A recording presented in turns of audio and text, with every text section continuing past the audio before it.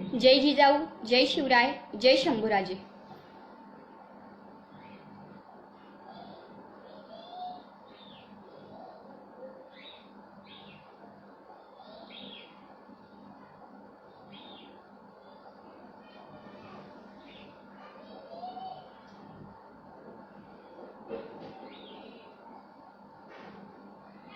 थोड्याच वेळात आजच्या लाईव्ह सेशनला आपण सुरुवात करूयात। तोपर्यंत सर्वांना जॉईन व्हायला वेळ।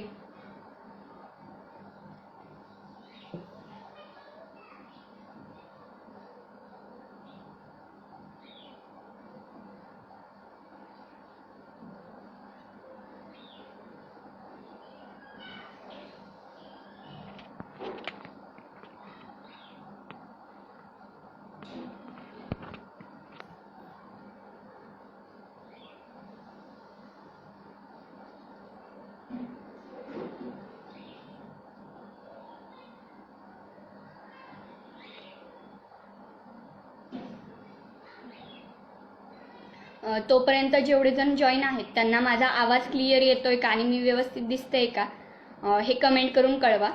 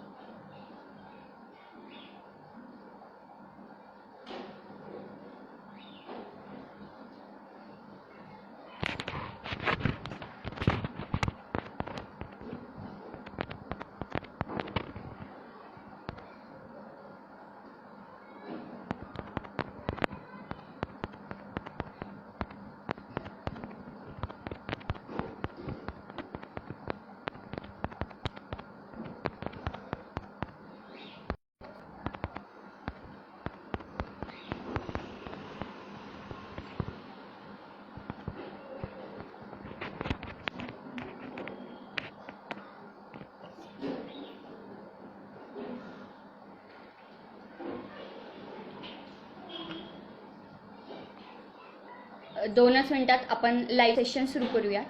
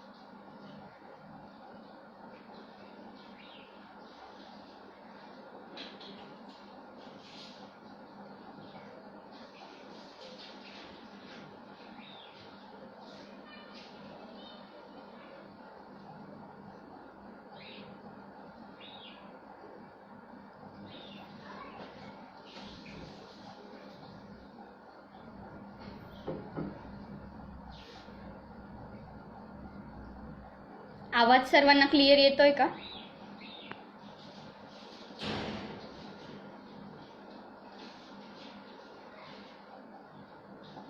आवाज क्लिअर येतोय का? लवकर कळवा, म्हणजे लाईव्ह सेशन सुरू करता येईल आपल्याला लवकरात लवकर।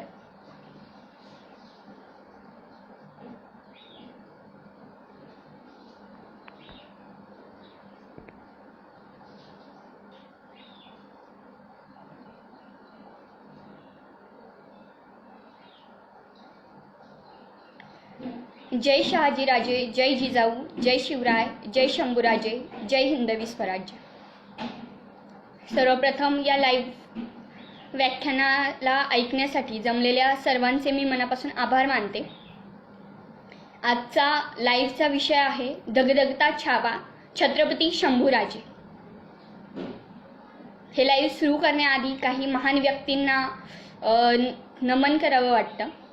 सर्वात पहिले हिंदवी स्वराज्याचं स्वप्न ज्यांनी स्वतः पाहिलं आणि ते एकदा नव्हे तर 2 ते 3 वेळेस त्यांनी ते अंमलात आणायचा प्रयत्न केला आणि रयतेचा विश्वास संपादन करण्याचं कार्य केलं, ते म्हणजे छत्रपती शिवाजी महाराजांचे वडील शहाजीराजे भोसले।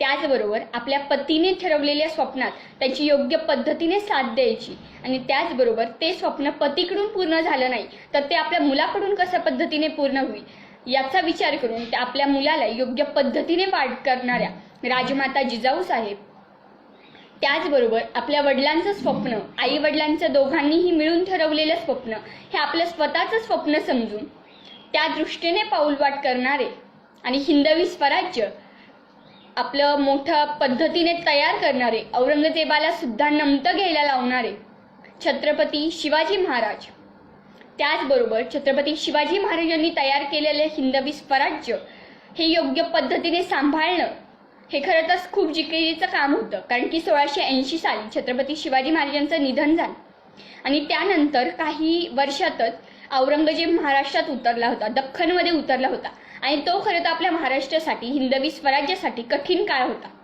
आणि या काळात योग्य पद्धतीने हिंदवी स्वराज्य राखलं असेल ते म्हणजे छत्रपती संभाजी महाराजांनी. आणि त्याचबरोबर या सर्वांना मदत करणारे आपले सर्व गडकोट आणि मावळे या सर्वांना मी मनपूर्वक अभिवादन करते आणि आजच्या लाईव्ह सेशनला सुरुवात करते. तुमच्या जर काही लाईव्हमध्ये मी बोलताना जर काही शंका असतील तर त्या तुम्ही कमेंटद्वारे विचारू शकता, जेणेकरून मी त्या बघितल्यावर तुम्हाला त्याचं सुद्धा उत्तर देण्याचा प्रयत्न करेल. हिंदवी स्वराज्याचे दुसरे छत्रपती यांच्याविषयी आज मी तुम्हाला बोलणार आहे. खरं तर छत्रपती शंभूराजे यांच्याबद्दल बोलावं तेवढं कमी आहे. आजपर्यंत बरीचशी पुस्तकं, कादंबऱ्या, लेख छत्रपती संभाजी महाराजांवर लिहिले गेले, पण कुठेतरी ते अपूर्णच होते. अजूनही ते अपूर्णच आहेत. छत्रपती शिवाजी महाराज घ्या किंवा छत्रपती संभाजी महाराज घ्या, यांच्याबद्दल आपण लिहिलं तरी ते अपूर्णच पडणार आहे, कारण त्यांचं कार्यच एवढं मोठं आहे. आणि ते कार्य आपल्याला योग्य पद्धतीने कसं आपल्या सध्याच्या जीवनात अवलंबवता येईल याचा विचार आपण सर्वांनी करायला हवा. 14 मे 1657 साली पुरंदरावर सईबाई राणीसाहेबांच्या पोटी छत्रपती शंभूराजेंचा जन्म झाला. हिंदवी स्वराज्याला वारसदार मिळाला, युवराज मिळाले. पण नियती इतकी क्रूर होती की त्यांच्या जन्मापासून त्यांच्या मातृश्रींचे हाल सुरू झाले. आजारपणाने त्यांच्यावर कब्जा करून टाकला आणि शेवटी छत्रपती शंभूराजे 2.5 वर्षाचे असताना राजगडाच्या पायथ्याशी असणाऱ्या वाड्यात सईबाई राणीसाहेबांचं निधन झालं. 5 सप्टेंबर 1659 साली सईबाई राणीसाहेबांचं निधन राजगडाच्या पायथ्याशी नदी किनारी असणाऱ्या वाड्यात झालं. आणि तिथून पुढे खरं तर छत्रपती संभाजी महाराजांची वाढ ही एका वेगळ्या दृष्टीनेच होऊ लागली. कारण सुरुवातीचे 2-2.5 वर्ष ही न कळती वय असतात. आपल्याला त्यात काय करायचं काय नाही करायचं हे एवढं जास्त कळत नाही. त्यामुळं 2 किंवा 2.5 किंवा जास्तीत जास्त 4 वर्षाच्या पुढचा कालावधी हा आपल्या जडणघडणीसाठी सर्वात महत्त्वाचा कालावधी समजला जातो.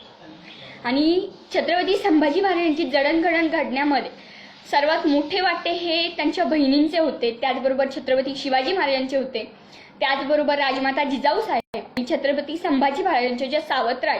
खरं तर सावत्र आई हा शब्द वापरणं आपल्या संस्कृतीत नाहीये, पण छत्रपती संभाजी महाराजांच्या ज्या नात्याने सावत्र आई असतील पण त्यांनी कधीही त्यांना सावत्रपणा दाखवला नाही, अशा सर्व 7 आयांचं त्यांच्या जडणघडणीत खूप मोठा वाटा होता.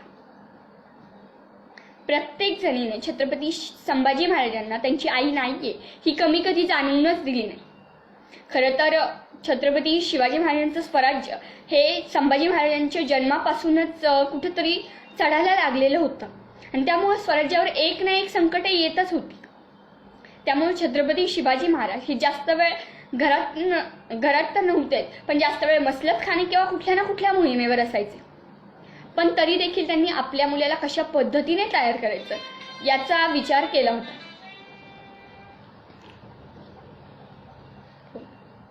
याचा विचार केलेला होता आणि त्यामुळेच छत्रपती शिवाजी महाराजांनी ते स्वतः जरी त्या मोहिमेत नसतील तरी तिथे कशा पद्धतीने संभाजी महाराजांची जडणघडण करून घ्यायची या पद्धतीने त्यांनी पावलं उचलली होती आणि राजमाता जिजाऊ साहेबांना त्या पद्धतीचं तडजोड करायला सांगितलेली होती. आणि त्याच पद्धतीने राजमाता जिजाऊ साहेबांनी छत्रपती संभाजी महाराजांना प्रत्येक कौशल्यात, प्रत्येक कलेमध्ये त्यांना निपुण बनवलेलं होतं. प्रत्येक कलेत ते निपुण होऊ लागले.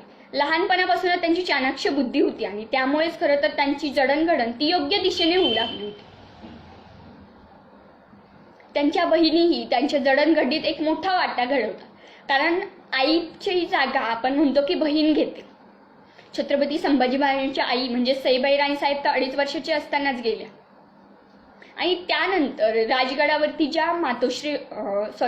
शंभूराजेंच्या बहिणी होत्या, राणू अक्का ताईसाहेब, अंबिका ताईसाहेब, राजकुंवर ताईसाहेब, दीपाबाई ताईसाहेब, या सर्वांच्या विचारसरणीचा किंवा या सर्वांच्या जीवनावश्यक म्हणजे त्यांच्या चालत्या बोलत्यातून त्यांना एक वेगवेगळे पद्धतीचे आदर्श मिळत होते आणि त्यामुळे त्यांचं त्या पद्धतीने जडणघडण होत होती. शंभूराजे हे लहानपणापासूनच चाणक्य असल्यामुळे त्यांना कुठली गोष्ट जास्त वेळ शिकायला लागत नव्हता आणि त्यामुळेच जरी ते राजगडावरती सर्वात छोटे असतील, वयाने सर्व राजघराण्यातले सगळ्यात छोटे ते असतील, तरी सुद्धा योग्य पद्धतीने एकमेकांना कसा आदर द्यायचा, मोठ्यांना किती पद्धतीने आदर द्यायचा, कोणाला कशा पद्धतीने बोलायचं हे त्यांना लहानपणापासूनच जमत होतं. आणि त्याचबरोबर युवराज म्हणून जी जरब असायला हवी आहे राज्यकारभाऱ्यांवर असो किंवा रयतेत असो किंवा रयतेविषयीचा पुळका, रयतेविषयीची काळजी जी युवराजांना असायला हवी ती त्यांना लहानपणापासूनच होती. युद्धकलेविषयी तर त्यांना जास्त आवड होती, कारण लहानपणापासूनच त्यांना युद्धकलेबद्दल विशेष आकर्षण होतं. छत्रपती शिवाजी महाराज कुठल्याही मोहिमेला गेले तर असं समजलं त्यांना. शक्यतो महाराज त्यांना सांगून जात नसत, कारण की लहान मुलाला आपले वडील सोडून चालले तर ही घटना जास्त इमोशनल आपण म्हणतो, इमोशनल भावनिक असेल, तर त्यामुळं छत्रपती शिवाजी महाराज संभाजी महाराजांना न सांगता मोहिमेवर जात असत. पण त्यावेळेस शंभूराजेंना जर नंतर कळालं तर ते सुद्धा त्यांच्या मागे युद्धाला जातोय आम्ही असं म्हणून तयारीत निघायचे. लुटूपुटूची लढाई खेळायचे आणि पुन्हा माघारी यायचे.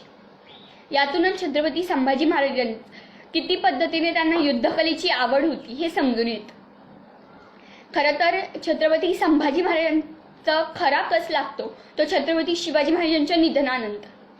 त्यांच्या बाकीच्या आयुष्यात म्हणजे छत्रपती शिवाजी महाराज जोपर्यंत होते तोपर्यंत राज्य किंवा स्वराज्याच्या बाजूने बघायला गेलं तर संभाजी महाराजांचं काम होतं तेवढं ताकदीचं, पण ते कुठंतरी छत्रपती शिवाजी महाराजांचं जास्त असल्या कारणाने छत्रपती शिवाजी महाराजांच्या निधनानंतरचं जे कौशल्य छत्रपती संभाजी महाराजांनी दाखवलं ते कुठंतरी जास्त महत्त्वपूर्ण आहे असं मला वाटतं. छत्रपती संभाजी महाराजांचा विवाह शृंगारपूरच्या पिलाजीराव शिर्के यांची राजाऊ ही कन्या यांच्याशी झाला होता. याच राजाऊंचं नंतर आपण सध्या नाव ऐकतो ते म्हणजे महाराणी येसूबाई राणीसाहेब. लहानपणापासूनच छत्रपती संभाजी महाराजांनी वेगवेगळ्या पद्धतीची आव्हानं स्वीकारायला चालू केली होती. मग ते वयाच्या 2-2.5 वर्षाचे असताना स्वराज्यावरती चालून आलेलं अफजल खानाचं संकट असो त्यावेळेस तर त्यांना कळतही नसेल, पण तरी देखील आपले आबासाहेब एका संकटाशी लढायला गेले याचा त्यांना खूप आनंद वाटत होता. त्यानंतरच ज्यावेळेस मिर्झा राजे जयसिंग आणि दिलेर खान आपल्या स्वराज्यावर चालून आले होते, पुरंदराच्या पायथ्याशी त्यांनी तळ ठोकला होता आणि वज्रगड जवळपास त्यांनी ताब्यात घेतला होता आणि पुरंदर सुद्धा बरखास्त करण्याच्या मार्गावर होते, तर त्यावेळेस छत्रपती शिवाजी महाराजांनी तहाची बोलणी सुरू केली होती आणि त्यावेळेस मिर्झा राजांनी डाव आखला की छत्रपती संभाजी महाराजांना त्या ठिकाणी त्या तहाच्या ज्या अटी होत्या तर त्यासाठी ओलीस राहण्याचं काम हे छत्रपती संभाजी महाराजांकडे दिलं होतं. आपली लहान मुलांची खेळण्या बागडण्याची वया असतात त्या काळात छत्रपती संभाजी महाराज हे हिंदवी स्वराज्यासाठी ओलीस राहिले होते. आणि आपली मुलं काय करतात, आपण त्या काळात फक्त खेळण्यापुरतंच मर्यादित ठेवतो. लहान मुलं खेळतात तर फक्त खेळण्यापुरतंच त्यांना मर्यादित ठेवतो, पण त्यावेळेस छत्रपती संभाजी महाराजांनी स्वराज्यासाठी महत्त्वाचं होतं त्यांना ओलीस राहणं. त्यावेळेस ते असं सुद्धा म्हणू शकले असते की आबासाहेब आम्ही नाही राहणार ओलीस, पण नाही, त्यांना हिंदवी स्वराज्याचं महत्त्व माहीत होतं आणि त्यामुळे ते ओलीस राहायला देखील तयार झाले आणि ओलीस सुद्धा राहिले.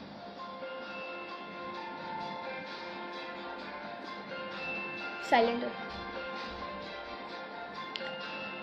त्यानंतर ज्यावेळेस तो तह पूर्ण झाल्यानंतर ज्यावेळेस छत्रपती शिवाजी महाराज दिल्लीला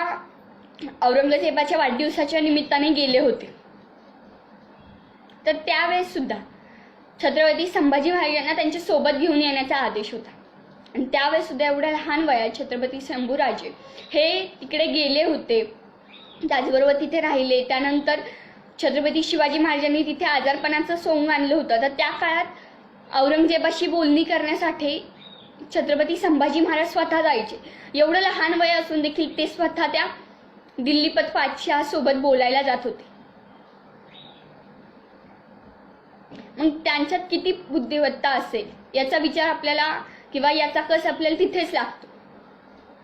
छत्रपती शंभूराजेंचा लहानपणापासूनच या एक एक घडामोडींनी कुठंतरी आपला हिंदवी स्वराज्य हे पुढे योग्य हातात जाणारे अशी योग्य पद्धतीची भावना ही रयतेच्या मनात पसरली होती. खरं तर 6 जून 1674 साली छत्रपती शिवाजी महाराजांचा राज्याभिषेक झाला रायगडावर. आणि त्याच वेळेस छत्रपती शंभूराजेंना युवराज हे पद देण्यात आलं होतं. युवराज हे पद मिळालं म्हणजेच छत्रपती शिवाजी महाराजांच्या नंतर हे हिंदवी स्वराज्य सांभाळण्याची जबाबदारी ही आली होती छत्रपती शंभूराजेंवर. या युवराज या पदामुळे ही नकळतच जबाबदारी त्यांच्यावर आलेली होती. पण छत्रपती संभाजी महाराजांचा काही रागीट स्वभावामुळे, थोडासा त्यांचा रागीट स्वभाव होता. रागीट स्वभाव त्यांचा एका बाजूने बरोबर होता. त्यांना रयतेवर होत असलेला अन्याय सहन होत नव्हता आणि त्यामुळे त्यांची चिडचिड कारभारांवर होत होती. पण त्याचा तिटकारा येऊन कारभारी त्यांच्याविषयी खूप वाईट बोलायचे. आणि त्याचाच परिणाम पुढे असा झाला की छत्रपती शिवाजी महाराजांचं निधन झालं. ही खबर सुद्धा छत्रपती संभाजी महाराजांना लवकर देण्यात आली नाही. इतकेच नाही तर त्यांना डावलून छत्रपती राजाराम राजेंना गादीवर बसवण्यात आलं, त्यांचं मंचकारोहण करण्यात आलं. आता ह्या घटनांपासून खरं तर छत्रपती संभाजी महाराजांच्या आयुष्याला एक वेगळाच आपण सध्याच्या काळात म्हणतो टर्निंग पॉईंट, तर तशा पद्धतीने टर्निंग पॉईंट छत्रपती शिवाजी महाराजांच्या निधनानंतर मिळालं होतं. कारण की सर्वात पहिलं त्यांच्यावर आव्हान होतं ते म्हणजे कारभाऱ्यांची मनं सांभाळणं, त्यानंतर रायगडावर जाऊन आपले हिंदवी स्वराज्य सांभाळणं, रयतेचा विचार करून रयतेची काळजी घेणं. रयतेच्या मनात जो छत्रपती शिवाजी महाराजांच्या निधनानंतर जी काळजी पसरली होती, जे त्यांना वाईट वाटत होतं, जी त्यांना भीती होती की आता कदाचित मुघल आपल्यावर हल्ला करतील आणि मुघलांमुळे आपले हाल होतील, ही भीती कुठेतरी त्यांना नष्ट करायची होती. आणि त्या दिशेने योग्य दिशेने त्यांनी पावलं उचलायला सुरुवात केली. 16 जानेवारी 1681 रोजी छत्रपती संभाजी महाराजांनी रायगडावरती राज्याभिषेक स्वतःचा करून घेतला. आणि त्यावेळेस ज्या कारभाऱ्यांनी त्यांच्यावर वाईट आरोप लावले होते किंवा त्यांना कैद करण्याचा सुद्धा प्रयत्न केला होता, तर त्या कारभाऱ्यांना देखील त्यांनी योग्य पद्धतीने वागणूक दिली आणि त्यांना पुन्हा पद देण्याचा निर्णय घेतला होता. आणि तिथून पुढे खरं तर एक आव्हान येऊ लागले. सन 1682 ते 83 साली मुघल बादशाह औरंगजेब हा महाराष्ट्रात आला होता. दख्खनेत त्यांनी स्वारी करायचं नियोजन होतं. त्याला वाटत होतं की दख्खन आपण छत्रपती शिवाजी महाराजांच्या निधनानंतर सहजपणे आपण आपल्या ताब्यात घेऊ. पण तसं काही झालंच नाही. छत्रपती संभाजी महाराज त्यांना किती ताकदीचे होते हे औरंगजेबाला ठाऊकच नव्हतं. आणि त्यामुळे कुठंतरी त्याला त्याची जी इच्छा होती ती कुठंतरी अपूर्णच राहिली. एका ताईंने मध्ये विचारलंय की मंचकारोहण म्हणजे नक्की काय. मंचकारोहण म्हणजे असा एक विधी आहे की राज्याभिषेक होण्याआधी जे तात्पुरतं गादीवर बसवणं किंवा तात्पुरतं अंमल बसवणं आपण जे म्हणतो त्याला मंचकारोहण म्हणतात. की जर शक्यतो आपल्या घरात सुद्धा जर एखादी महत्त्वाची व्यक्तीचं जर निधन झालं असेल तर त्याच काळात धार्मिक विधी केले जात नाहीत. तर त्यामुळे तात्पुरत्या स्वरूपात जे राज्याभिषेकाच्या ऐवजी जर तात्पुरत्या स्वरूपात केले जात असेल तर तो विधी म्हणजे मंचकारोहण, की ज्याने मंचकारोहण ज्या व्यक्तीचा केलेला आहे तर त्या व्यक्तीच्या हातात सत्ता येते किंवा ती व्यक्ती ते सांभाळू शकते राज्यकारभार. या विधीला मंचकारोहण म्हणतात. तर छत्रपती संभाजी महाराजांच्या आयुष्यातला आपण औरंगजेब दक्षिणेत आल्यानंतरचा प्रसंग बघतो. तर या प्रसंगात सगळ्यात महत्त्वाचा युद्धप्रसंग म्हणजे रामशेठच्या किल्ल्याचा. औरंगजेबाने सर्वप्रथम जास्त करून त्याला अशी इच्छा होती की आपण एक करून स्वराज्यातले गडकोट घेऊ आणि गडकोट घेतले म्हणजे त्या आसपासचा प्रदेश देखील आपल्या ताब्यात आलाच. आणि त्यामुळे त्याने त्या पद्धतीने प्रयत्न करायला सुरुवात केली की गडकोट कशा पद्धतीने आपल्या ताब्यात येते. त्याने बऱ्याचशा किल्ल्यांवरती हात टाकायचा प्रयत्न केला आणि त्यातलाच एक किल्ला म्हणजे नाशिकमधील रामशेज किल्ला. रामशेज किल्ला हा आकाराने उंचीने सर्वात लहान किल्ला आहे. त्याचा विस्तारही जास्त मोठा नाही आणि तो जास्त उंचीवर देखील नसल्यामुळे औरंगजेबाला असं वाटत होतं की तो लवकरात लवकर आपल्या ताब्यात येईल आणि त्यामुळे त्यांनी त्याच्या सरदारांना रामशेज किल्ला घेण्यासाठी पाठवलं. सर्वप्रथम जो सरदार आला त्याला वाटत होतं की आपण आजच्या आजच हा किल्ला आरामात घेऊन टाकू, पण त्या गडाचे जे गडकरी होते तर त्यांचं नाव अद्याप कुठेही माहीत नाहीये किंवा त्यांचा उल्लेख जास्त करून कुठेच नाहीये. तर त्या गडकऱ्यांनी म्हणजे किल्ल्याचे जे मुख्य होते किल्लेदार, तर त्यांनी गड योग्य पद्धतीने त्यांच्याकडे त्यावेळेस त्यांना वाटलं सुद्धा नव्हतं की आपल्या गडावर हल्ला होईल. मग त्यामुळे त्यांच्याकडे तेवढी शिबंदी देखील नव्हती, पण तुटपुंज्या शिबंदीमध्ये त्यांनी योग्य पद्धतीने प्रत्युत्तर मुघलांना दिलं होतं. स्वराज्यातला सर्वात मोठा मदतीचा साठा म्हणजे सह्याद्री पर्वत होता आणि याच सह्याद्री पर्वताच्या छत्रछायेत असणारा रामशेज किल्ला. मग त्यावेळेस त्यांच्याकडे युद्ध, त्यांना रामशेज किल्ल्यावरचे जे मावळे होते आपले, तर त्यांना जास्त करून खाली येऊन त्यांनी लढावं यापेक्षा त्यांनी वरून दगडांचा मारा करणं किंवा तेल ओतणं या पद्धतीचे, तेल ओतणं, बाण मारणं या पद्धतीचा मार्ग त्यांनी अवलंबला होता. आणि कुठेतरी या मार्गामुळे मुघल सैन्य हे थोपले जात होते, मुघलांची माघार होत होती आणि त्यामुळे तब्बल औरंगजेबाने एक सरदार नाही, पहिले एक नाही, दोन नाही, तब्बल 3 सरदार पाठवले आणि त्यानंतर कुठेतरी रामशेज किल्ला हा मुघलांच्या ताब्यात गेला होता. पण तो किल्ला ताब्यात जायला देखील त्यांना 5.5 ते 6 वर्ष लागली होती. मग विचार करा, एवढासा छोटासा तो रामशेज किल्ला, खरं तर छोटासा म्हणण्यासारखं पण नाहीये कारण त्याचा पराक्रम एवढा मोठा आहे, त्यामुळे त्याला छोटासा किल्ला पण नाही म्हणता यायचा. पण आकाराने विस्ताराने छोटा असणारा किल्ला जिंकायला जर औरंगजेबाला किंवा औरंगजेबाच्या सैन्याला इतकी वर्ष लागत असतील तर स्वराज्यातले बाकीचे किल्ले घ्यायला त्याला किती वर्ष लागले असते. त्याचबरोबर छत्रपती संभाजी महाराज हे इंग्रजांच्या विरोधात होते. इंग्रज किंवा पोर्तुगीजांचा कशा पद्धतीने निपटारा करायचा याचा विचार करून ते योग्य पद्धतीने पाऊल उचलत होते. आरमारी सैन्य सुद्धा त्यांनी तेवढं ताकदीचं बनवून ठेवलं होतं. इतकंच नाही तर आपल्या स्वराज्यातला सर्वात आपण म्हणतो की काय म्हणतात त्याला, नशीबवान नसणारा किल्ला तो म्हणजे मुरुड जंजिरा किल्ला. तर या किल्ल्याला सुद्धा आपण अपवित्र असल्यामुळे म्हणतो की तिथं छत्रपती शिवाजी महाराजांची किंवा छत्रपती संभाजी महाराजांची पाऊलच पडली नाही. छत्रपती शिवाजी महाराज किंवा छत्रपती संभाजी महाराज यांना तो किल्ला जिंकता आला नाही. पण हा किल्ला जिंकण्याचा प्रयत्न ज्या पद्धतीने छत्रपती शिवाजी महाराजांनी तब्बल 7 वेळा केलं होतं, त्याच पद्धतीने छत्रपती संभाजी महाराजांनी देखील केले होते. आणि त्यातला त्यांनी शेवटचा जो प्रयत्न केला होता तो खरं तर खूप महत्त्वपूर्ण होता आणि कदाचित तो प्रयत्न जर योग्य पद्धतीने झाला असता तर कदाचित जंजिरा आपल्या स्वराज्यात असला असता. पण त्याच वेळेस त्यांनी ज्या पद्धतीने प्रभू श्रीरामचंद्रांनी सेतू उभारला होता समुद्रात आणि श्रीलंकेमध्ये गेले होते, तर त्याच पद्धतीने छत्रपती संभाजी महाराजांनी जंजिरा हा पाण्यात मध्यावर असणारा किल्ला होता, त्यामुळेच मुरुडच्या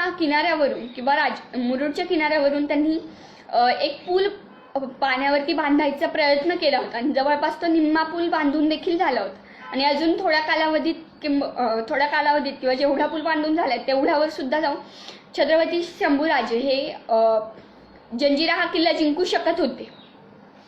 पण नेमकं त्याच वेळेस औरंगजेबाने चाल चालली आणि त्यांचा एक सरदार हा कोकणात उतरायला दिला आणि तो कोकणात उतरल्यामुळे छत्रपती संभाजी महाराजांना जंजिराच्या मोहिमेतून माघार घ्यावी लागली. पण याच जंजिराच्या मोहिमेसाठी आपला एक कणखर मावळा बलिदान झाला होता, ते म्हणजे कोंडाजी फर्जंद. जंजिराच्या सिद्धीला गाफील ठेवून कशा पद्धतीने कार्य केलं होतं, त्यांनी अशा पद्धतीने कार्य केलं होतं की ते जंजिराच्या सिद्धीला चुकून सुद्धा कल्पना सुद्धा नसेल की असा काही डाव असेल. पण थोड्याशा गडबडीमुळे तो डाव फसला आणि जंजिराही आपल्या हातातून गेला आणि कोंडाजी फर्जंद हे देखील वाचू शकले नाहीत. यानंतर छत्रपती संभाजी महाराजांनी अनेक युद्ध खेळली. त्यांच्याबद्दल असं बोललं जातं की अजिंक्य योद्धा, किंवा त्यांनी जेवढी काही युद्ध खेळली तर तेवढी त्यांनी कुठलीच युद्ध ते हारले नाहीत असं त्यांच्याबद्दल बोललं जातं. त्यांना सहजासहजी पकडणं सुद्धा शक्य नव्हतं. तसे प्रयत्नही वारंवार झाले होते, पण त्यांना पकडणं हे अशक्य होतं. त्यांना पकडलं जाणं हे फितुरीने शक्य होतं आणि शेवटी आपण वाचलं असेल इतिहासात तर फितुरीनेच तो डाव साधला गेला आणि छत्रपती शंभूराजे हे कैद झाले होते.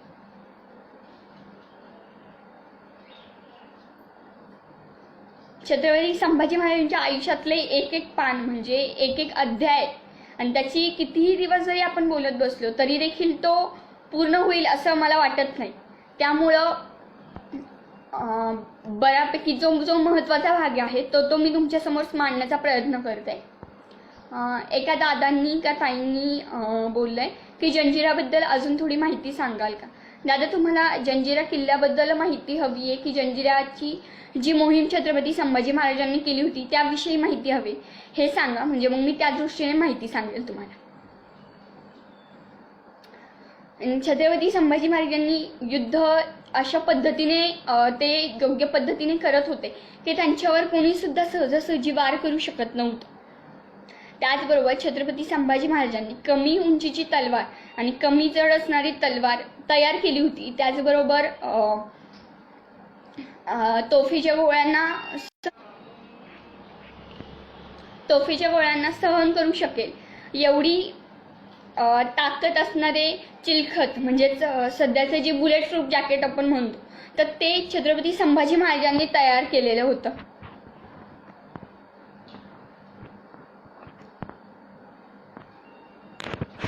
आणि त्यामुळे छत्रपती संभाजी महाराजांचं चरित्र हे तेवढंच महत्त्वपूर्ण ठरतं. त्याचबरोबर त्यांच्या चरित्रातील अजून एक असा भाग की जो सहसा सगळीकडे बोलला जातो आणि त्यामुळे छत्रपती संभाजी महाराजांचे चरित्र हे कुठेतरी दूषित होते.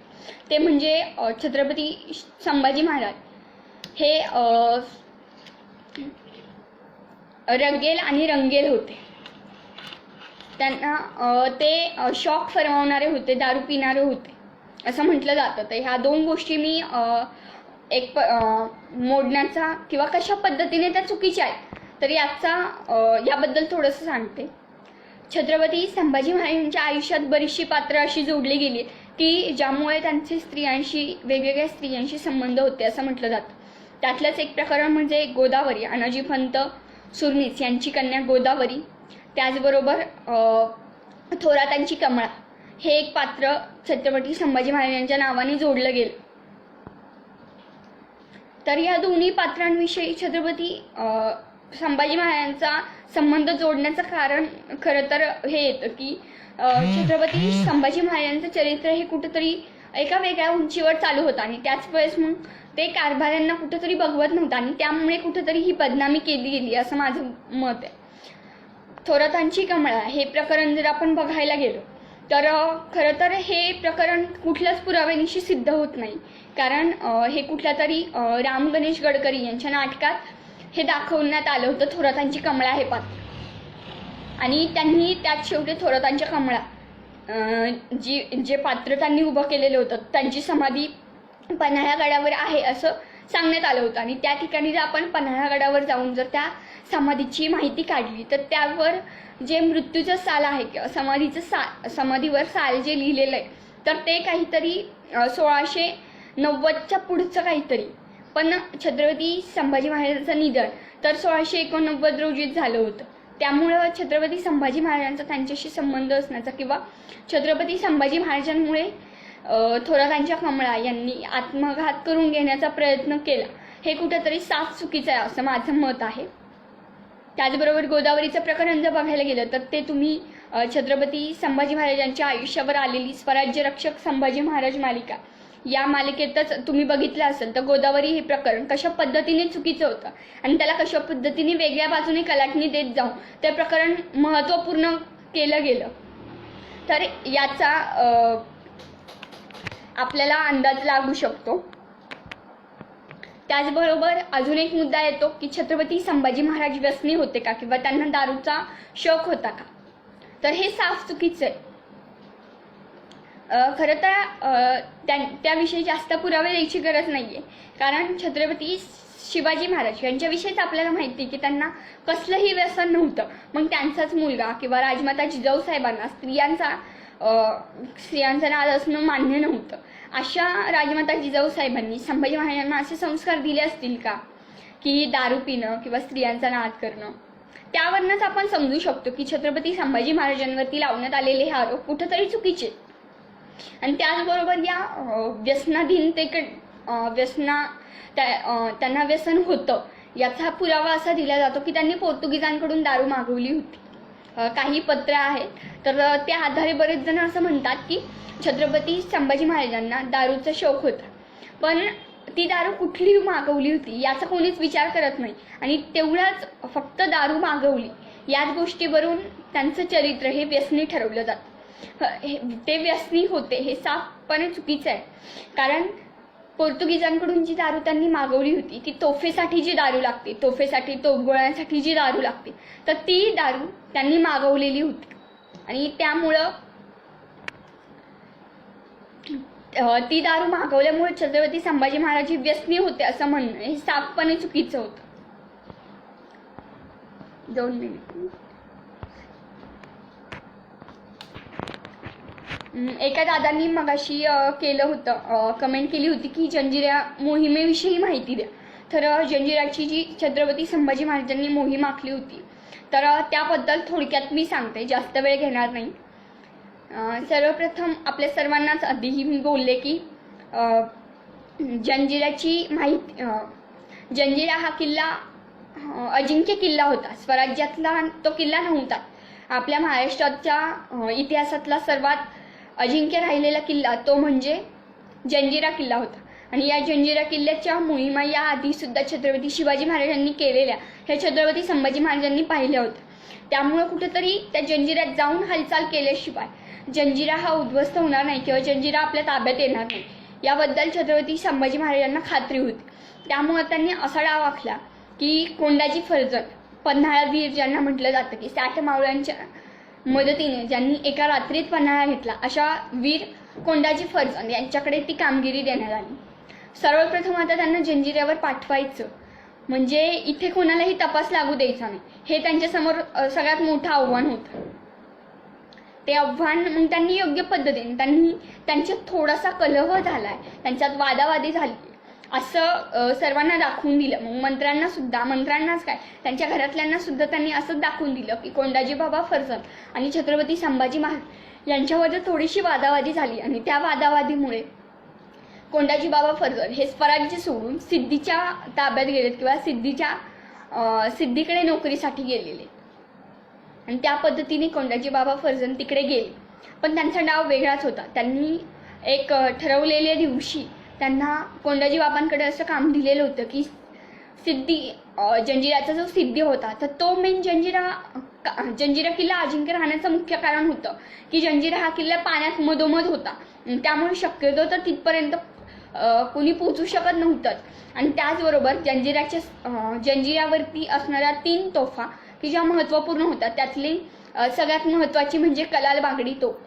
तर या तोफेचं महत्त्व असं आहे की कितीही ऊन असेल तरी ही कलाल बांगडी तोफ तापत नाही उन्हाने. आत्तासुद्धा जर तुम्ही जाऊन बघितली तर तिथे कलाल बांगडी तोफ ही अस्तित्वात आहे, सध्या तुम्हाला बघायला सुद्धा मिळते. आणि त्यामुळं कलाल बांगडी तोफ ही आत्तासुद्धा तुम्हाला बघायला मिळते. आत्तासुद्धा तुम्ही कितीही उन्हात तिथे गेला आणि त्या तोफेला हात लावलात तर ती तोफ अजिबात गरम तुम्हाला जाणवणार नाही. आणि या तोफेमुळं जास्तीत जास्त लांबपर्यंत मारा करता येत होता. आणि त्यामुळं जंजिराचा सिद्धी हा योग्य पद्धतीने सुरक्षित होता, कारण त्यांनी तेवढा दारुगोळा सुद्धा किल्ल्यावरती जमवलेला होता की जर तो दारुगोळा एकसाथ जर फुटला तर त्याच वेळेस निम्म्याच्या वर जंजिरा किल्ला उद्ध्वस्त होऊ शकतो. आणि हेच लक्षात घेता छत्रपती संभाजी महाराजांनी ही युक्ती बनवलेली होती की कोंडाजी बाबा फर्जंद तिथे जाऊन सिद्धीचा विश्वास संपादन करतील आणि हळूच एक दिवस जो त्यांनी ठरवलेला होता तर त्या दिवशी कोणाच्याही नकळत तो जो तोफखाना होता किंवा दारुगोळा ठेवण्याची जी जागा होती, तर त्या ठिकाणी ती ठिकाण पेटवतील आणि त्यामुळे जो स्फोट होईल त्यामुळं जवळपास निम्मा किल्ला तर तिथंच उद्ध्वस्त होणार होता आणि उरलेला किल्ला उद्ध्वस्त करायचं काम इकडून किनाऱ्यावरून छत्रपती संभाजी महाराज स्वतः करणार होते तोफांच्या मदतीने. तर अशा पद्धतीने त्यांचा प्रयत्न चालू होता. दिवसामागून दिवस जात होते, ते योग्य वेळी येण्याची वाट बघत होते आणि त्यांचं ठरलेल्या नियोजनानुसार छत्रपती संभाजी महाराजांनी जो नियोजन केलेलं होतं की कोंडाजी बाबा तिथे जाऊन सिद्धीचा विश्वास संपादन करतील, तर त्या पद्धतीने कोंडाजी बाबांनी सिद्धीचा विश्वास संपादन केला होता आणि तो विश्वास संपादन केल्यानंतर त्यांनी तो विशिष्ट दिवस ठरवला आणि नेमकं शेवटच्या दिवशी थोडीशी काही गडबड झाली. सिद्धीला संशय आला की काहीतरी घडतंय आणि नेमकं त्याच वेळेस कोंडाजी बाबांनी वाट पेटवली होती तो दारुगोळा पेटवण्यासाठी आणि नेमकं त्याच वेळेस सिद्धी तिथे पोहोचला आणि त्याने ते बघितलं आणि त्यामुळे तो दारुगोळाचा भडका जो होणार होता तोही थांबला आणि त्याचबरोबर कोंडाजी बाबा तिथे जागेवर पकडले गेले आणि त्यामुळे त्यांना सिद्धीने त्या ठिकाणी त्यांचं शिरच्छेद केला आणि ते छत्रपती संभाजी महाराजांना किनाऱ्यावरती भेट म्हणून पाठवलं. खरं तर त्यावेळेस ज्यावेळेस जंजिराच्या सिद्धीकडून छत्रपती संभाजी महाराजांना भेट म्हणून कोंडाजी बाबा फर्जंद यांचं शिर भेट स्वरूपात आलं, त्याच वेळेस छत्रपती संभाजी महाराजांनी ठरवलं होतं की आता हा जंजिरा किल्ला कुठल्याही परिस्थितीत जिंकायचाच आणि त्या पद्धतीने त्यांनी पावलं टाकायला सुरुवात केली होती.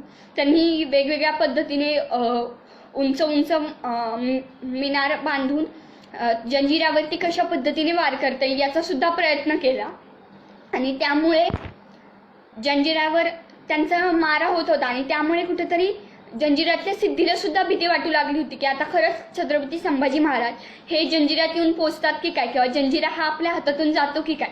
आणि त्याच वेळेस त्यांनी मग गुप्तपणे खलिता हा औरंगजेबाला पाठवला, कारण त्याला माहित होतं की औरंगजेब त्याच कालावधीत दख्खनेत आलेला आणि त्यावेळेस कोणी आपल्याला वाचवू शकत असेल तर तो म्हणजे औरंगजेब.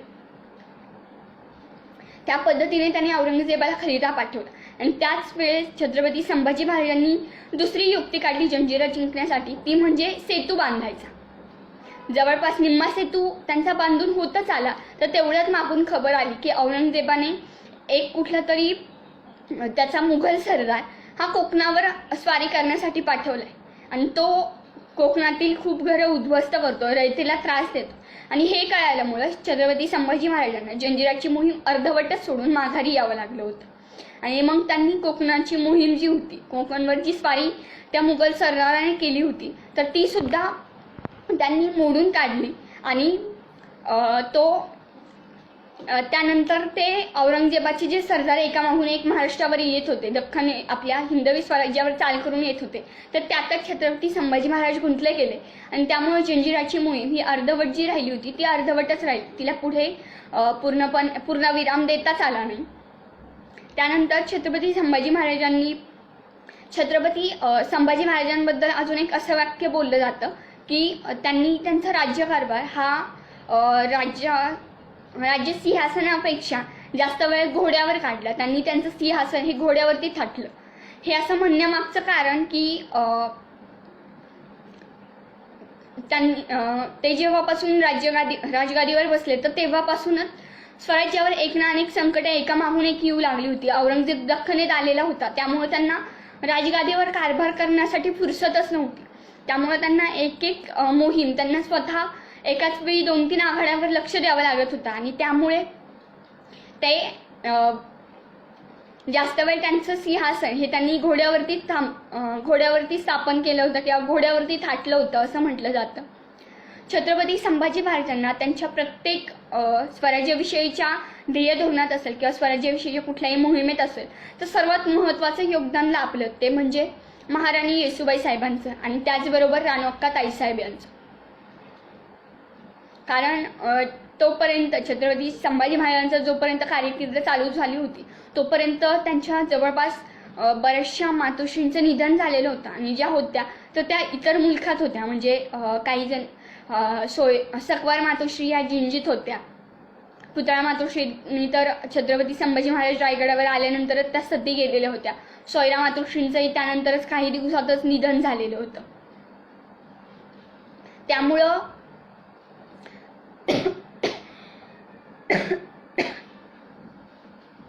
त्यांना सगळ्यात जास्त महत्त्वपूर्ण योगदान जे लाभलं होतं ते म्हणजे महाराणी येसूबाई साहेब आणि राणू अक्काताई साहेब यांचं. त्यानंतर छत्रपती संभाजी महाराजांच्या युद्धकलेबद्दल भरपूर आपण बोललो, पण त्यांच्याच घरातल्या गोष्टींबद्दल थोडंसं बोलूया. छत्रपती संभाजी महाराज यांना खंबीरपणे साथ देणाऱ्या एक स्त्री अशा होत्या, त्या म्हणजे राणू अक्काताई साहेब. त्यांच्या मोठ्या बहीण राणू अक्काताई साहेब या होत्या आणि त्यांनी छत्रपती संभाजी महाराजांना प्रत्येक पावलावर त्यांनी खूप छान मदत केलेली होती. कुठल्याही बाबतीत त्यांना मार्गदर्शन हवं असेल तर त्यावेळेस द्यायला किंवा त्यांच्या मागे खंबीरपणे उभं राहण्याचं काम हे राणू अक्काताई साहेब करत होत्या. त्याचबरोबर महाराणी येसूबाई साहेब सुद्धा खूप योग्य पद्धतीने त्यांनी मदत केलेली होती. ज्यावेळेस छत्रपती संभाजी महाराज हे युद्धाला किंवा मोहिमेवर गेलेले असत किंवा स्वराज्याच्या कामासाठी गड उतार झालेले असेल तर त्यावेळेस गडाची संपूर्ण जबाबदारी, त्याचबरोबर आजूबाजूच्या गावातील रयतेची जबाबदारी महाराणी येसूसाहेब अत्यंत चोखपणे घेत होत्या. आणि त्यामुळे छत्रपती संभाजी महाराज गडाबद्दल किंवा गडाच्या आसपासच्या गावातील रयतेबद्दल निर्धोकपणे किंवा जास्त विचार न करता ते आरामात जाऊ शकत होते. छत्रपती संभाजी महाराज आणि येसूबाई राणी साहेब यांना 2 अपत्ये झाली होती. त्यातलं सगळ्यात पहिलं म्हणजे भवानीबाई साहेब. भवानीबाई यांचा जन्म शृंगारपूरमध्ये झाला होता आणि त्यानंतर भवानीबाई ज्यावेळेस मोठ्या झाल्या तर त्यानंतर त्यांचा विवाह हा छत्रपती संभाजी महाराज यांची बहीण अंबिकाराजे ताई साहेब, अंबिकाराजे महाडिक यांच्या घरात म्हणजे अंबिकाराजे ताई साहेब यांचा मुलगा शंकराजी याच्याशी झाला होता. त्यामुळे त्यानंतर त्या जास्त वेळ जिंजीत राहायला गेल्या आणि त्यानंतर छत्रपती संभाजी महाराजांना पुत्ररत्न प्राप्ती झाली होती. ते म्हणजे छत्रपती शाहू महाराज, जी साताऱ्याची गादी तयार झालेली होती अजिंक्यतारा किल्ल्यावरती. तर त्या गादीचे संस्थापक असणारे छत्रपती शाहू महाराज किंवा छत्रपती शिवाजी महाराज, त्यांची 2 नावे आहेत. त्यांचं खरं नाव खरं तर शिवाजी महाराजच आहे, पण ते जास्त वेळ त्यांची जे लहानपणी होतं तर ते त्यांचं जास्तपणे मुघलांच्या छावणीत गेलं होतं. त्यामुळे मुघलांच्या छावणीत शाहू म्हणून त्यांना बोलवायचे आणि त्यामुळे तेच नाव पुढे रूढ होत गेलं आणि त्यामुळे त्यांचं शाहू नाव हे जास्त करून प्रचलित आहे आणि त्यांनी साताऱ्याची गादी स्थापन केली होती. असे हे शाहू महाराज छत्रपती संभाजी महाराजांचे पुत्र होते. त्याचबरोबर छत्रपती संभाजी महाराजांनी आपल्या सोबत असणारी घराणी ही योग्य पद्धतीने जपली होती आणि त्यांनी त्यामुळे योग्य पद्धतीने ते घरं जपल्यामुळे आपल्या हिंदवी स्वराज्याच्या कामात जी मावळ्यांचं योगदान होतं ते अत्यंत महत्त्वपूर्ण ठरतं. त्यातले सगळ्यात महत्त्वपूर्ण म्हणजे तळबीडचं मोहिते घराणं. मोहिते घराणं सुरुवातीपासूनच स्वराज्यासाठी महत्त्वपूर्ण होतं आणि शेवटपर्यंत ते मोहिते घराणं स्वराज्यासाठीच वाहून घेतलं होतं. त्यातलं सगळ्यात एक महत्त्वपूर्ण नाव म्हणजे हंसजीराव उर्फ हंबीरराव मोहिते. सोयरा राणी साहेब यांचे बंधू, त्याचबरोबर महाराणी ताराराणी साहेब यांचे वडील असे हे हंबीरराव मोहिते. या हंबीररावांचं कर्तृत्व तेवढं खूप मोठं आहे कारण त्यांनी छत्रपती संभाजी महाराजांचा जो पडता काळ होता म्हणजे छत्रपती शिवाजी महाराजांच्या निधनानंतर ज्या काही कटकारस्थानं छत्रपती संभाजी महाराजांच्या विरोधात झाली तर त्या काळात योग्य पद्धतीने खंबीर साथ देण्याचं काम हे हंबीर मामांनी केलेलं होतं. त्यामुळेच भरपूर ठिकाणी आपल्याला डायलॉग ऐकायला मिळतात की खंबीर तोच हंबीर. तर अशा पद्धतीने छत्रपती संभाजी महाराजांच्या मागे त्यांचे मामा हे भक्कमपणे उभे होते आणि त्यामुळे छत्रपती संभाजी महाराज योग्य पद्धतीने मोहिमाही करू शकत होते आणि घर पण सांभाळू शकत होते. त्यानंतर आता छत्रपती अजून जास्त वेळ नाही घेणार. आता छत्रपती संभाजी महाराजांच्या अंत कसं झालं याबद्दल थोडंसं बोलेल आणि त्यानंतर थोडंसं माझं मत सांगेल आणि मग आजचं हे लाईव्ह आपण संपूया. तर छत्रपती संभाजी महाराजांचा दुर्दैवी शेवट हा खरं तर बोलायचं म्हटलं तर खूप अवघड काम आहे कारण कोणीसुद्धा आपण वाचायला जरी घेतलं ते तरी आपल्या कोणाच्याही डोळ्यातून पाणी येतं. कारण तेवढा तो दुर्दैवी अंत होता.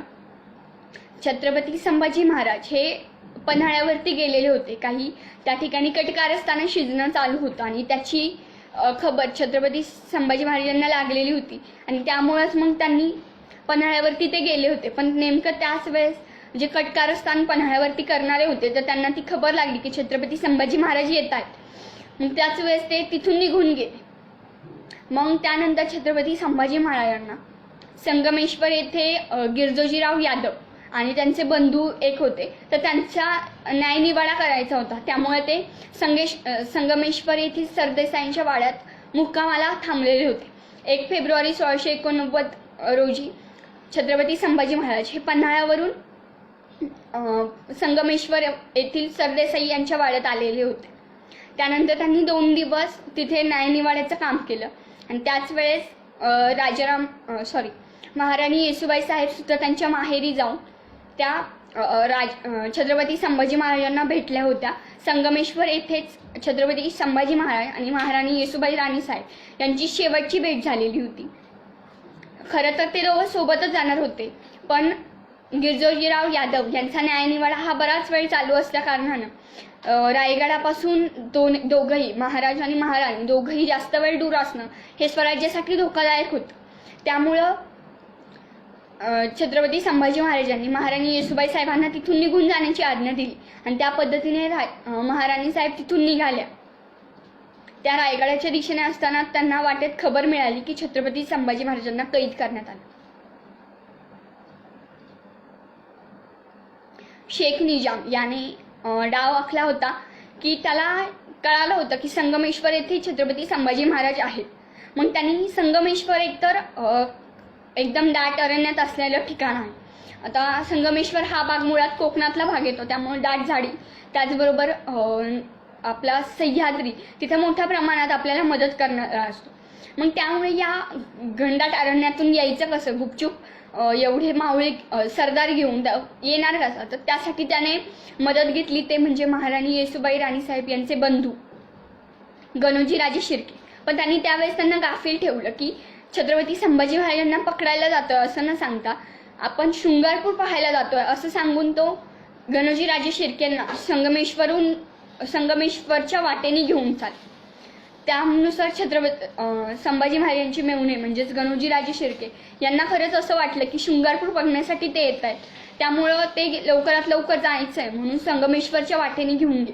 आणि त्याच वेळेस संगमेश्वरच्या असणाऱ्या सरदेसाईंच्या वाड्यात शेख निजामाने हल्ला केला आणि छत्रपती संभाजी महाराज त्याचबरोबर कवी कलश यांना कैद करण्यात आले. आणि त्यावेळेस सुद्धा आपले एक महत्त्वाचे सरदार त्या ठिकाणी धारातीर्थी पडले, ते म्हणजे स्वराज्याचे त्यावेळेसचे सरसेनापती म्हाळोजीराव घोरपडे.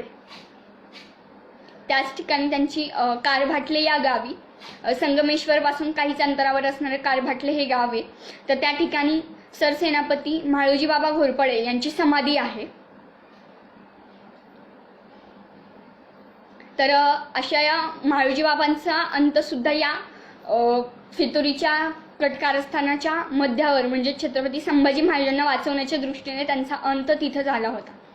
त्यानंतर शेख निजाम तिथून त्यांना वेगाने लवकरात लवकर औरंगजेबाच्या छावणीत घेऊन गेला, कारण त्याला माहीत होतं की मराठ्यांना जर समजलं की आपण छत्रपती संभाजी महाराजांना कैद केलं तर मराठी काही आपल्याला सुखासुखी जाऊ देणार नाही.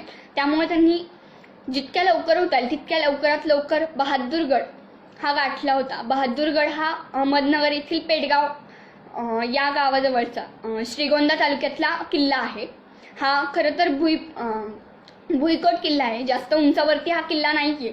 आजही तिथे छत्रपती संभाजी महाराजांना ज्या ठिकाणी कैद केलं होतं ती जागा अस्तित्वात आहे असं म्हटलं जातं. तर त्या ठिकाणी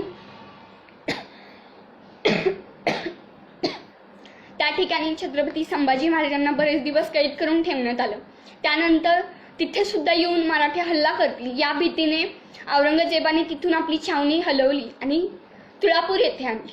तुळापूरचा जो त्रिवेणी संगम आहे, भीमा, भागा, इंद्रायणी या 3 नद्यांचा संगम तुळापूरच्या मातीत आहे आणि तुळापूर येथून त्या 3 नद्यांचा संगम नद्या तिथून वाहतात असा तो संगम आहे.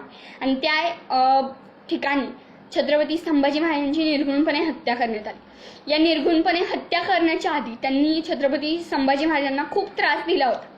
छत्रपती संभाजी महाराजांनी हिंदवी स्वराज्य त्यांच्या ताब्यात द्यावं यासाठी खूप औरंगजेबाने त्यांचा छळ चालवला होता. खरं तर ज्यावेळेस छत्रपती संभाजी महाराजांना कैद केलं तर त्याच वेळेस औरंगजेबाला असं वाटलं होतं की आता स्वराज्य आपल्या ताब्यात आरामात येत आहे, कारण स्वराज्याचा छावा, स्वराज्याचे महाराज, स्वराज्याचा राज्यकर्ताच जर आपल्या ताब्यात आला तर कोण आपल्याला राज्य देणार नाही. पण त्याच वेळेस छत्रपती संभाजी महाराजांची इच्छा होती की आपलं स्वराज्य हे आपल्या मृत्यूनंतर आपल्याला कैद केलं तरीही आपलं स्वराज्य हे आपल्याच ताब्यात राहायला पाहिजे. हा त्यांचा जो निर्णय होता तर तो महाराणी येसूबाई राणीसाहेबांनी योग्य पद्धतीने पाळला आणि हिंदवी स्वराज्य हे झुकणार नाही, हे औरंगजेबाच्या पायाखाली जाणार नाही याची काळजी घेऊन त्यांनी छत्रपती राजाराम राजे यांचा मंचकारोहण करून घेतलं. आणि ही गोष्ट ज्यावेळेस औरंगजेबाला कळाली त्यावेळेस तो जास्तच चवताळला. त्याने दोनच अटी ठेवल्या होत्या, एकतर हिंदवी स्वराज्य आपल्या ताब्यात द्या, नाही तर छत्रपती संभाजी महाराजांचा मृत्यू बघा. आणि त्यामुळं पण तरी देखील महाराणी येसूबाई राणीसाहेब किंवा राजाराम राजे हे डगमगले नव्हते. मराठी सुद्धा डगमगले नव्हते. मराठ्यांनी योग्य पद्धतीने त्याला प्रतिकार करायचं ठरवलेलंच होतं. पण शेवटी गुढीपाडव्याच्या आदल्या दिवशी म्हणजे फाल्गुन अमावस्येच्या दिवशी छत्रपती संभाजी महाराज यांचा काळ आला होता. छत्रपती संभाजी महाराजांची क्रूरपणे हत्या औरंगजेबाने तुळापूर येथे 11 मार्च 1689 रोजी तुळापूरच्या भूमीत केला. आणि त्यानंतर तिथेच त्यांचा मृत्यू कसा झाला आणि त्यानंतर त्यांचे काय हालहाल केले याबद्दल बऱ्याच आख्यायिका आहेत. त्यातलं नेमकं खरं कुठलं याबद्दल आपण नाही सांगू शकणार, त्यामुळे त्याबद्दल मी जास्त बोलत नाही. कारण जर चुकून माझ्याकडून एखादी चुकीची माहिती तुमच्यापर्यंत गेली आणि तीच तुमच्याकडून बाकीच्यांपर्यंत गेली तर इतिहास चुकीच्या पद्धतीने पोहोचला जाईल, त्यामुळं त्याविषयी न बोललेलंच बरं. पण छत्रपती संभाजी महाराजांची ही निधन वार्ता स्वराज्याला कळाल्यानंतर सुद्धा औरंगजेबाला असं वाटत होतं की आता छत्रपती संभाजी महाराजांसारख्या छावेची आपण हत्या केली आहे तर आता तरी मराठी आपल्या ताब्यात हिंदवी स्वराज्य देतील. पण तसं न होता हिंदवी स्वराज्य हे योग्य पद्धतीने नेटाने चालू ठेवण्याचं काम महाराणी येसूबाई राणीसाहेब आणि राजाराम महाराज यांनी केलं होतं. छत्रपती संभाजी महाराज यांचा जो त्यांना कैद केल्यापासूनचा आणि त्यांची हत्या होण्यापर्यंतचा जवळपास 30 ते 40 दिवसांचा कालावधी हा सध्याला आपण आपल्यातले बरेचसे जण बलिदान मास म्हणून पाळतो. आणि बलिदान मासमध्ये आपण बरेचसे जण गोड अन्नाचा त्याग करतो किंवा व्यसनी पदार्थ, मांसाहार घेत नाहीत. काही जण चप्पल वापरण्याचा निषेध करतात. म्हणजे आपल्या घरात सुतक असल्यावर आपण ज्या पद्धतीने करतो तर त्या पद्धतीने बरेच जण बलिदान मास पाळतात. का तर छत्रपती संभाजी महाराज यांच्या बलिदानाची जाणीव ठेवून हा बलिदान मास पाळला जातो. तर तोच बलिदान मास सगळ्यांनी पाळायलाच पाहिजे असं काही नाही. ज्यांना पाळावा वाटतं त्यांनी पाळावा. आणि त्याचबरोबर छत्रपती संभाजी महाराजांचा जो खरा इतिहास आहे आणि जो पुरावानिशी खरा इतिहास आहे तो जास्तीत जास्त लोकांपर्यंत पोहोचविण्याचा प्रयत्न करावा अशी माझी सर्वांना विनंती आहे. कारण सध्या फेसबुक, व्हॉट्सअपवर बरेचसे असे लेख किंवा फोटो फिरतात की ज्यातून छत्रपती संभाजी महाराजांबद्दल चुकीची माहिती पसरविली जाते. तर ती माहिती आपण कोणीही बरोबर आहे की नाही हे खात्री करून घेतल्याशिवाय पुढे कोणीही फॉरवर्ड करू नका. तरच हे छत्रपती संभाजी महाराजांबद्दल जे वाईट बोललं जातं किंवा छत्रपती संभाजी महाराजांची जी बदनामी होती तर ती रोखण्याचा प्रयत्न आपण करू शकू. आणि त्यामुळे आपण त्या दृष्टीने सर्वांनी प्रयत्न करावेत असं मला वाटतं. आता जवळपास 1 तास होत आलाय मी तुमच्यासमोर छत्रपती संभाजी महाराजांबद्दल बोलते. खरं तर छत्रपती संभाजी महाराजांबद्दल भरपूर वेळ सध्या बोलले, पण तरी देखील त्यांच्या आयुष्यातले बऱ्याचशा घडामोडी या राहून गेलेल्या आहेत. तरी जर माझ्याकडून काही बोलताना चुकी झाली असेल, एखाद्या प्रसंगात बोलताना थोडीफार तारखांची चुकामुक किंवा नावात जर गडबड वगैरे झाली असेल तर त्याबद्दल क्षमा मागते. त्याचबरोबर तुम्ही जवळपास 1 तास हे लाईव्ह व्याख्यान आजचं ऐकलं त्याबद्दल तुम्हा सर्वांचे आभार.